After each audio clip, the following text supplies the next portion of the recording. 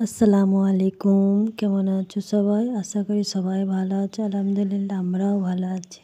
তো এখন বাজছে সকাল 11টা। তো আমাদের এই যে গাছের পেঁপে পেকেছে, তো এই যে পারলাম 3টে পেকেছিল। তো এখন এই যে বসে বসে একটা কাটছি। আর দেখো পেঁপেগুলো খুব সুন্দর খেতে, মানে এই লম্বা পেঁপে টাইপের পেঁপেগুলো খুব মিষ্টি হয় খেতে। তো এখন এই যে কাটছি, সবাই মিলে খাবো, আমি, মা, দাদি। তো এখন এই যে পেঁপেগুলো কেটে নিচ্ছি। আর মেয়ে আমার দুষ্টুমি করছে খুব।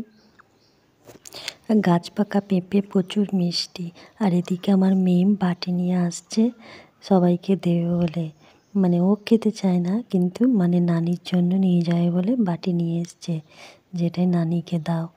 আর এই লম্বা পেঁপেগুলোতে এরকম দানা হয় না, কিন্তু পেঁপের রঙটা দেখেছো কি সুন্দর, একদম গাছ পাকা। আগে আমি অত পেঁপে খেতে ভালোবাসতাম না, কিন্তু এখন খাই।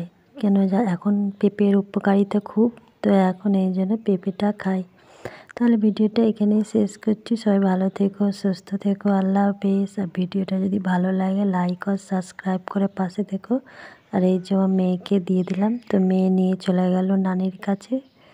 আর এখন এইগুলো আমি, দাদি মানে খাবো। বিট নুন দিয়ে খেতে বেশি ভালো লাগে।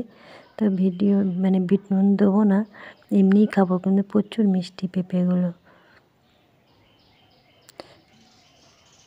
চল, আল্লাহ হাফেজ।